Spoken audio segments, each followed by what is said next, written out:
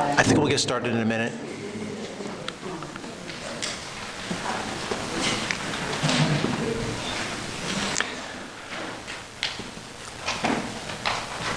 Dear family, dear friends, thank you for gathering here today. Some from very near and some from very far. Some have traveled quite a distance to be here. Thank you for coming and sharing with us in this moment. As we join together to honor and remember this man, Chen. He was our beloved father, our beloved husband, beloved grandfather, and beloved friend. May he rest in eternal peace and warmth and happiness. And may he see us from heaven right now and smile. And may he live forever in our hearts and memories. Just some quick introductions. In the front row, we have my sister Amy, the oldest child. Behind her is my middle sister, Jia, Linda, the middle child. And very typical Chinese parents. My parents continued to have kids until they had a boy. And I'm the third one. And then I grew up and they realized they probably should have stopped at 2. Lastly, I'll introduce my mother, my stepmother, Nora. She's here in the front row. And then I think, Nora, you want to introduce some friends of yours as well. Yes, I want to thank you for coming from so far. Some are local, but some of you come from so far away from this location to hear what the thank you, along with all my dear friends who are local and unexpected. They do a lot of surprises. Very touching time. And I want to introduce briefly those of you who traveled long distance to come with us. I'm very thankful. Actually, niece, and her husband. Where are you? Andrew is delayed. Here. Andrew. My niece, Ivy, and Amy from Seattle. That's it. My brother.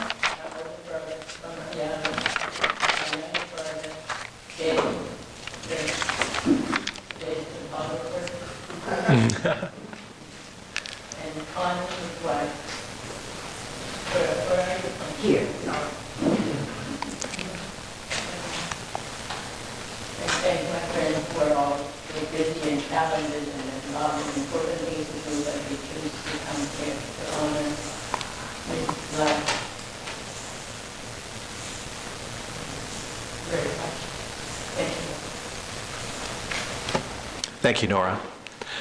So today's program will be a simple one. It won't be too elaborate. If you have picked up a program on your way into the sanctuary, please look to page 3. This is basically the order of events. I'm doing the welcome right now. And then after this, we're going to invite 2 people up to do a scripture reading, and one is going to read a poem. After that, I'm going to introduce my sister Amy, and she has a short eulogy. And then my sister Linda, who also has a short eulogy.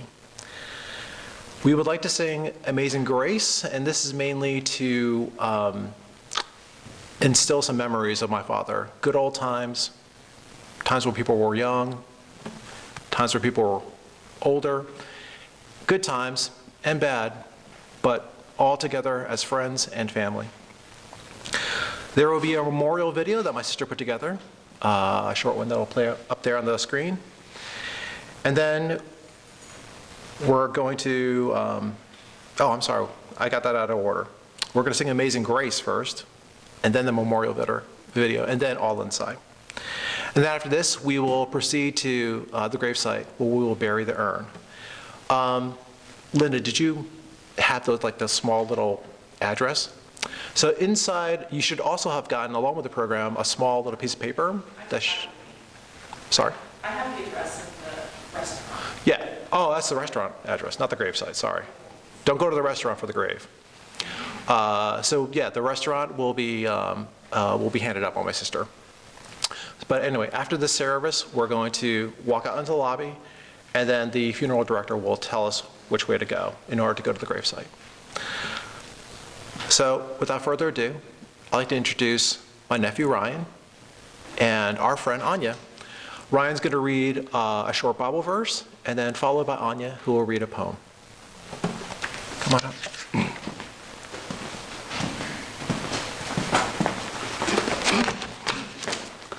Okay, so this is a Bible passage that reminds us that we can receive comfort from God in difficult times. So this is Psalm 23. The Lord is my shepherd, I lack nothing. He makes me lie down in green pastures. He leads me beside quiet waters. He restores my soul. He guides me along paths of righteousness for his name's sake. Even though I walk through the valley of the shadow of death, I fear no evil, for you are with me. Your rod and your staff, they comfort me. You prepare a table before me in the presence of my enemies. You anoint my head with oil. My cup overflows.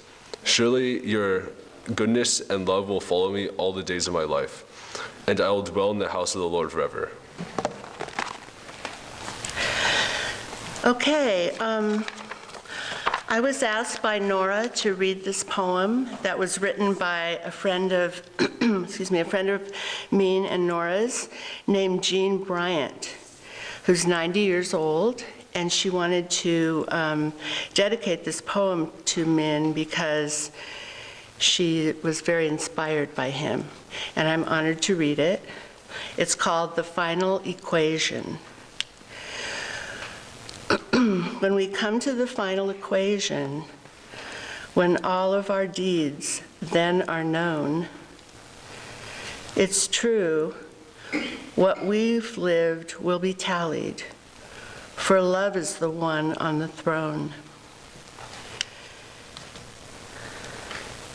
If what we have lived has been true, if caring for others our goal, then we will be blessed at the closing, for we will have lived from our soul. We're not meant for self-seeking, but outreach to others, to send out our love like a blessing, and God's plan will grow from that seed. Selfish pursuit is not worthy. It is only empty and vain. The happiness we give to others, a blessing from that will remain. And although it is not what we're seeking when all of our stories are done, the kindness we're given to others will return to us. Happiness won.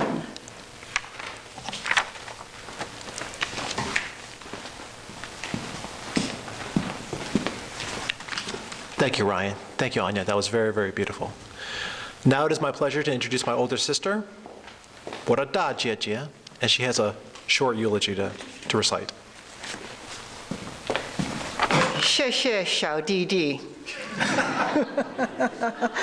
My name is Amy Chen. I am Min Chen's firstborn, and we are here today because we loved my dad and because he loved us. The most important thing my dad did in my life was to love me as a child. I did not have an easy childhood, but his love was all that I needed to get through. My dad was born good, and he was a treasure to this world. My dad was the kindest man I've ever known. You may think that anyone can be loving and kind to a daughter, but he was this way with everyone. An example I will always remember was when he was visiting the Aztec temples. The temples have very steep and dangerously narrow steps. Tourists are no longer allowed to climb them, but when he visited, that was not yet a rule. When he had climbed to the top, he saw a lady up there starting to have a panic attack. She was up there saying, "I'm going to fall, I'm going to fall, I'm going to fall." My dad, seeing her in distress, went over and said, "You are not going to fall. I'm going to take your hand and help you down. And that's how my father was. Anybody that he saw that was in trouble, he would try to help them. When my dad became sick last year, I came to visit. During that time, he accepted Jesus Christ as his Lord and Savior. A few weeks later, he reaffirmed his faith. In this, I take great comfort. This Christmas, when I brought my kids to see him, I'm so grateful for that time. Despite how crazy Dad and Nora's lives became, they put up a Christmas tree, played beautiful music. In their home, they created a festive and relaxing mood for all of us. Knowing that my dad could no longer eat, speak, or walk, I asked him about depression and if an antidepressant medicine would help him. He was still able to communicate by writing and wrote that he was depressed, but didn't think he needed a med at that time. He also wrote that although he no longer had control over what was happening to his body, he still had control of his mind, and he chose to think about all the good things in his life instead of the bad. His attitude impacted me greatly. Here is someone who had all the reason to be bitter, but chose to be grateful. He couldn't change his physical situation, but he could choose a positive atmosphere and thereby a greater sense of peace for himself and others around him. I took this lesson to heart and have been practicing it. Earlier this year, we went to New York City and we got stuck in rush hour traffic. And while I was holding the steering wheel, gripping my teeth, hunching forward, trying to jockey for space, I remember, hey, I don't have to do this. So I relaxed, unclenched my jaw, and asked my husband to put in some beautiful music. I couldn't change my surrounding, but I could change how I dealt with the situation. My father taught me the most important lessons in life. First, be kind to others. If nothing else, people will always remember how you treat them. Second, have a grateful heart and put this in practice. The more you practice, the more it will come naturally. Having a grateful heart is the key to peace and happiness. Let us cherish his memory by following his example. This way, we too can spread kindness and the grateful attitude through which my father lived his life. I love you, Dad, and miss you greatly. I'm so thankful you have been welcomed into your heavenly home. Lastly, I'd like to thank Nora. You did your very best to help him. Thank you.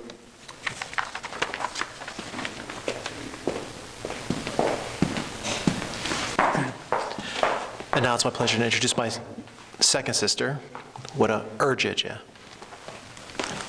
谢谢弟弟。摸一下，摸一下。你那么乖，他是最乖的 the most obedient. My name is Linda, and I have the privilege of being the second of my father's 3 children. I'd like to extend my gratitude to all the relatives, the friends, and the acquaintances who have come today to honor my father. Thank you for traveling far, for being here, for supporting Nora and supporting us. Thank you for being a part of making my father's life full and joyful. He had a rich life because of you and because you were part of it. And whether as a wife or as a brother or a neighbor or a gym buddy or a bridge buddy or a friend or neighbor. Today we honor and respect and remember a gentle and good man. In the spirit of remembrance, I would like us to go through a short exercise. I would like us to spend a moment of silence of about 30 seconds to pause and think about what interaction you best remember with my dad, or what influence in your life that he had that you would like to carry forward. What do you think of, and what do you remember?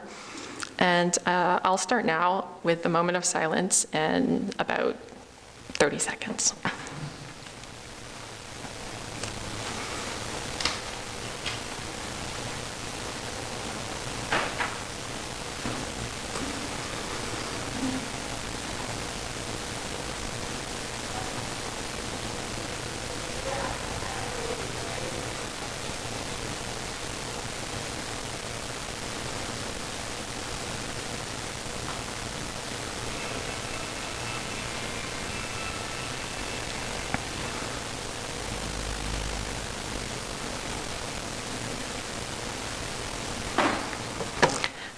So with those thoughts in mind, I'd like to encourage you on this day to cherish these memories and share them with each other, maybe at lunch or when you're talking with each other or throughout the day after the service. So if you know my father, you would know he'd probably be opposed to all this fanfare surrounding his death. I think we can agree he was a person of gentleness, and he was very humble and self-effacing. What I appreciate the most about him was that he was with someone with whom you could relax and have a good laugh because you never felt judged or lacking in some way. He was a person of decency and honor. He was quick with a smile and encouraging words, showing care to those around him. As I grew up, he provided the love my brother, my sister, and I needed. We always knew we were loved and cared for by our father. He's the only person in my life who loved me every day of my life from day one.